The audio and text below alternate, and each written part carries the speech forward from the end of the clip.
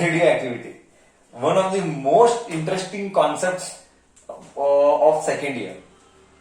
I don't know whether Karnataka syllabus will float or no, but गजब का concept.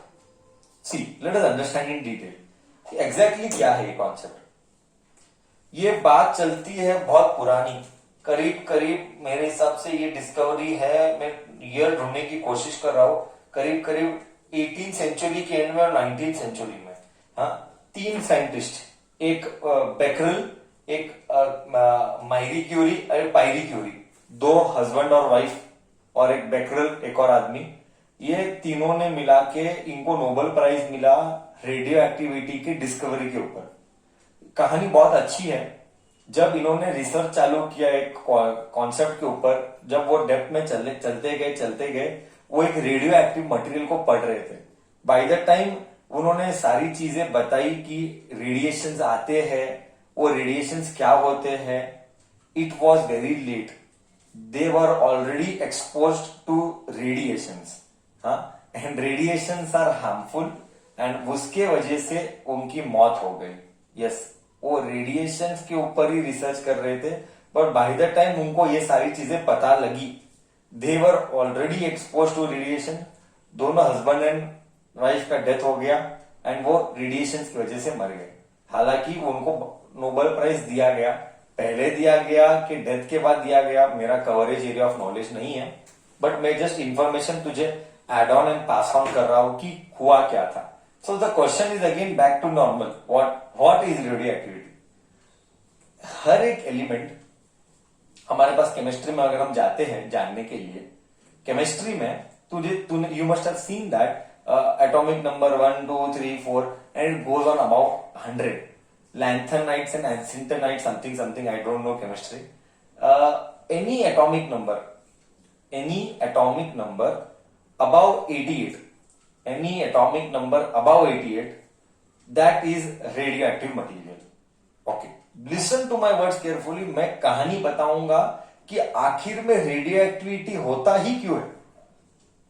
क्या जरूरत थी कि सर 88 के बाद में ही रेडियो एक्टिविटी होना है, उसके पहले क्यों नहीं हो सकता?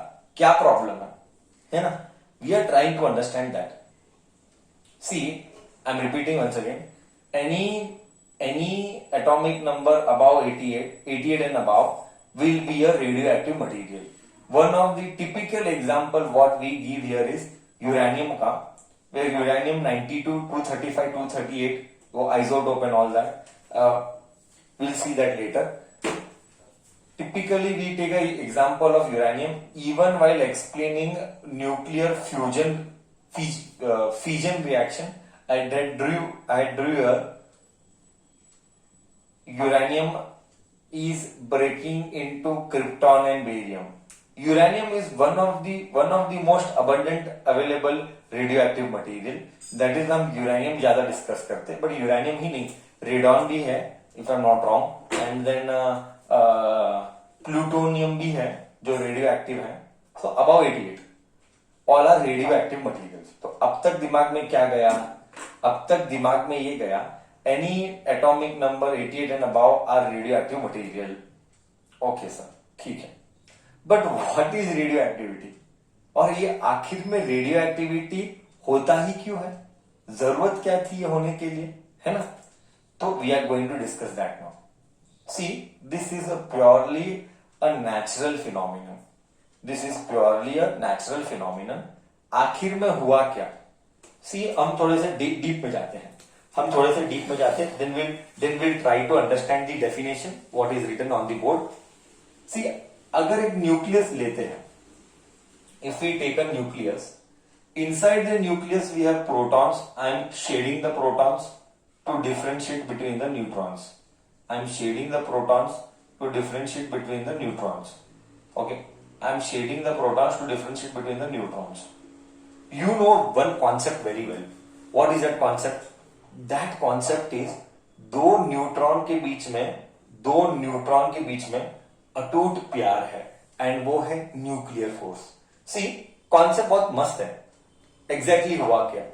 जब न्यूक्लियस छोटा था, थोड़ा सा हम स्टोरी में जाते हैं. सी, न्यूट्रॉन एक न्यूट्रल आदमी है, प्रोटॉन एक चार्ज पार्टिकल है, प्रोटॉन प्रोटॉन अंदर अंदर न्यूक्लियस के अंदर, I don't know, have you ever thought of all this or no? I am telling you. Agar great, if you have given a thought. If no, try to understand. Okay. अब ये क्या है? Nucleus के अंदर protons भी है, neutrons भी है। न्यूक्लियस के अंदर प्रोटॉन्स भी है, न्यूट्रॉन्स भी है। प्रोटॉन एक दूसरे को रिपेल कर रहा है, प्रोटॉन एक दूसरे को रिपेल कर रहा है, करेक्ट? प्रोटॉन्स एक दूसरे को रिपेल करता है। नाउ तो भी वो न्यूक्लियस उनको बांध के रखा है, करेक्ट? प्रोटॉन्स एक दूसरे को रिपेल कर रहा है, तो भी न्यूट्रॉन्स ने उनको बांध के रखा है, इसीलिए वो स्टेबल है। हाँ, एक थॉट क्या आना चाहिए, सर ये थोड़ा सा अजीब है, दिस इज थोड़ा सा shocking. What sir?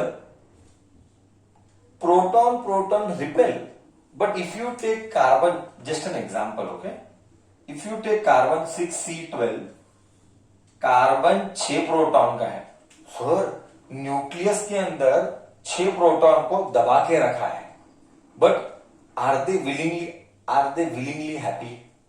You tell me, protons are inside a डब्बा, are they happy living together? Yes or no, according to you, are they willingly happy?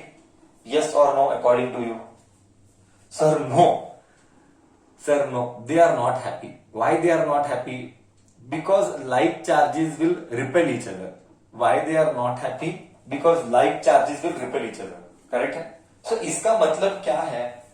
Actually में प्रोटॉन प्रोटॉन साथ में रहना नहीं चाहते हैं, क्योंकि वो रिपेल करते हैं। बट प्रोटॉन प्रोटॉन का जो रिपल्शन है, मस्त फील दूंगा देख, वो वीक है कंपेयर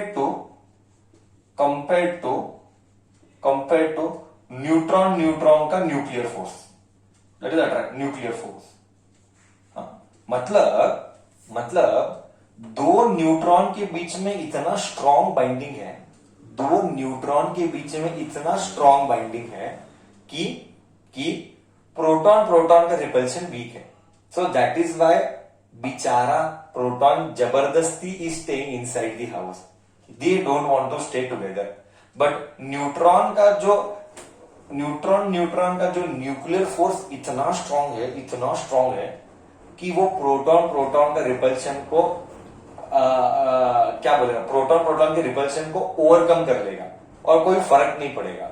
ओहो, मतलब प्रोटॉन बोला मैं बाहर जाना चाहता हूं, तू मेरे को जबरदस्ती घर पे रखता है, यस रखूंगा। न्यूट्रॉन स्ट्रांग है, प्रोटॉन बोलता है अपना भी दिन आएगा, हाँ अपना भी दिन आएगा, टाइम दे। और क्या हुआ, इसीलिए न्यूक्लियर स्टेबल है कार्बन में। क्यों? तूने पढ़ा था nuclear force is the strongest force in nature, correct? But एक इसका डिसएडवांटेज है, न्यूक्लियर फोर्स का एक बड़ा डिसएडवांटेज है,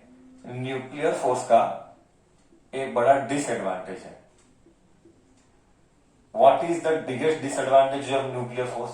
एनीबडी कैन टेल? एक डिसएडवांटेज न्यूक्लियर फोर्स का क्या है? अगर तूने फर्स्ट ईयर ढंग से पढ़ा रहेगा तो तुझे आएगा, अगर तूने फर्स्ट ईयर ढंग से पढ़ा रहेगा तो तुझे आएगा।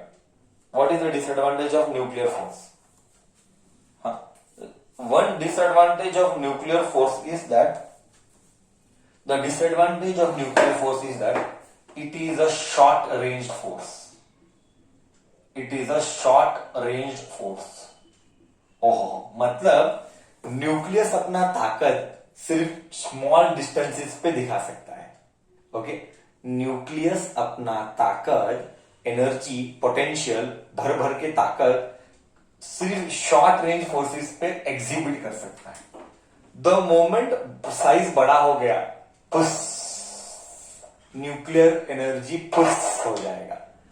It has no more the strongest force, वो अपना आवाज तभी करता है, मतलब क्या, घर छोटा है तभी उसका आवाज है, घर बड़ा हो जाएगा ना, आवाज नहीं आता है। Are you able to imagine? So see the story, see the beauty of nature. See, nobody is doing all this. This is all nature. On its own, nature is playing its role, right? So what it is trying to tell कि nucleus के अंदर carbon example carbon, proton wants to repel but neutron wants to pull because they are very strong. So who lost the war? Proton का repulsion का force lost, neutron का attraction won. Great, ठीक है. But proton told मेरा भी दिन आएगा. Yes, वो देख क्या होते गया. धीरे धीरे न्यूक्लियस का साइज बढ़ते गया. Not this case. See, carbon के बाद you have nitrogen, then you have I don't know much calcium, potassium and all that will go on, iron. धीरे धीरे न्यूक्लियस का साइज बढ़ते गया. क्यों? एटॉमिक नंबर बढ़ते गए, एलिमेंट अलग है. तो एक मोमेंट आ गया, जैसा ही साइज बड़ा हुआ,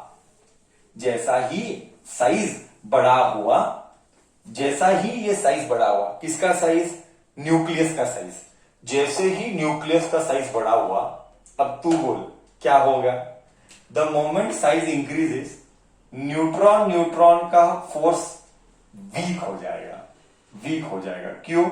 क्योंकि डिस्टेंस बढ़ गया, एंड डिस्टेंस बढ़ गया, साइज बढ़ गया, डिस्टेंस भी बढ़ गया. तो क्या होगा? प्रॉब्लम क्या है? साइज बढ़ने पर न्यूट्रॉन का जो अट्रैक्शन है, न्यूक्लियर फोर्स है, वो वीक हो जाएगा. क्यों? क्योंकि डिस्टेंस आया. तुझे मैंने स्टार्टिंग में ही बोला था, न्यूक्लियर का एक डिसएडवांटेज है न्यूक्लियर फोर्स का. It is a short range force. कितना शॉर्ट? 10⁻⁻15 वाला, -12 -15 वाला कुछ है. बहुत मतलब अनंत छोटा. उतना गैप ही रहना चाहिए तो ही वो स्ट्रॉन्गेस्ट है.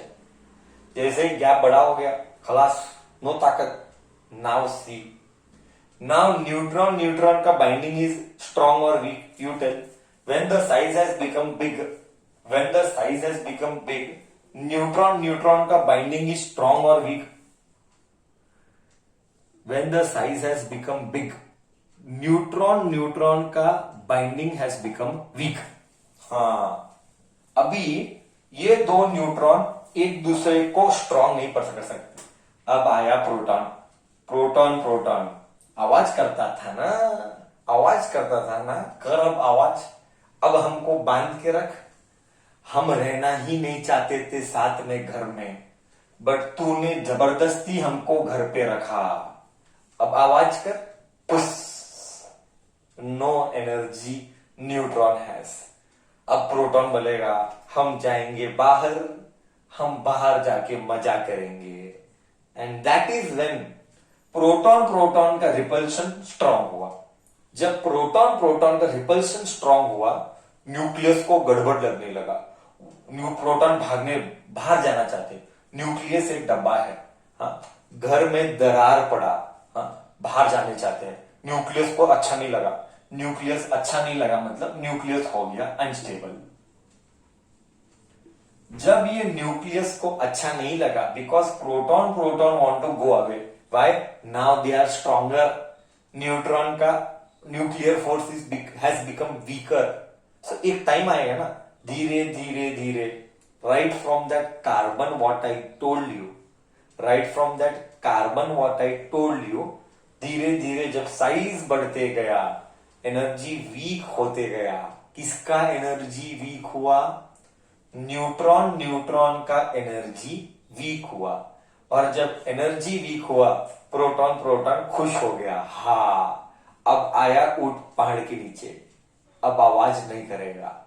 एंड द न्यूक्लियस को फीलिंग आता है. The nucleus starts feeling unstable. That is that atomic number 88 and above. हाँ, ये होता है न्यूक्लियस अनस्टेबल. और जब न्यूक्लियस अनस्टेबल होता है, वो एमिट करता है. सी, डायरेक्टली प्रोटॉन बाहर नहीं आता. हाँ, यही तो कॉन्सेप्ट है. जैसे ये अनस्टेबल हुआ न्यूक्लियस, हम बोलेंगे उसको अच्छा नहीं लग रहा है. हम बोलेंगे the nucleus is radioactive और the element is radioactive. तो क्या होगा? इसके अंदर XYZ प्रोसेस होगा. कुछ ना कुछ नेचुरली होगा. वो कुछ ना कुछ क्या है?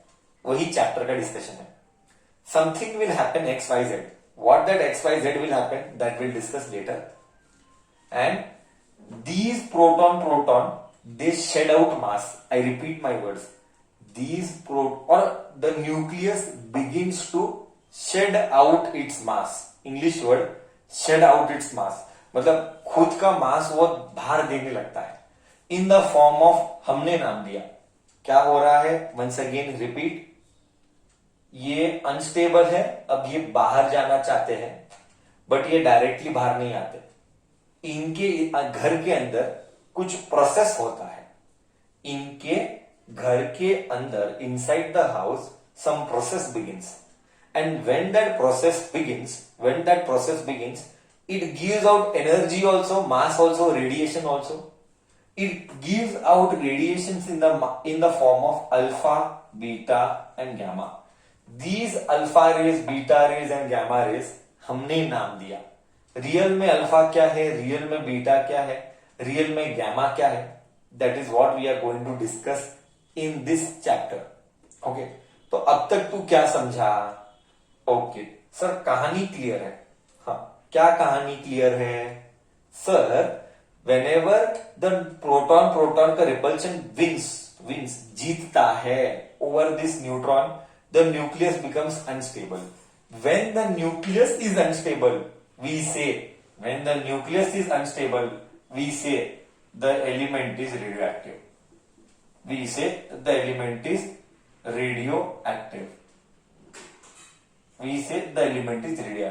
And the radiations coming out from this nucleus,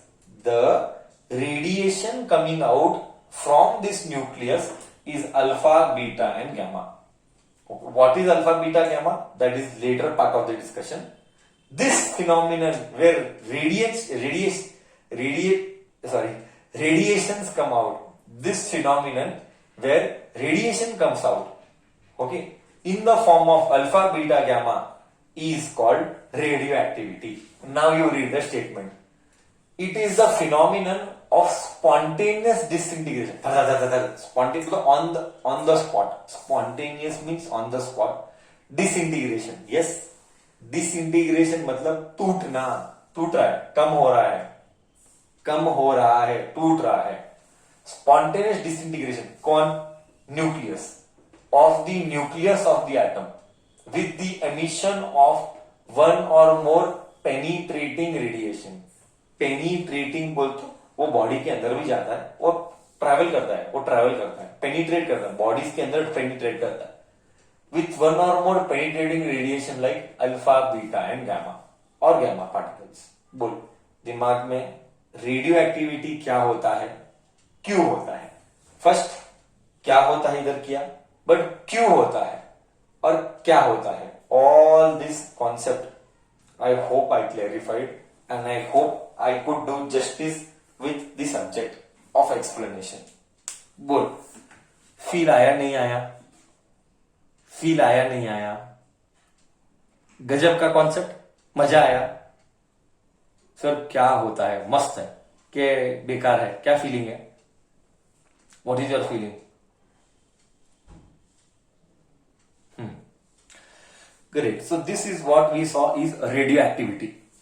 Correct?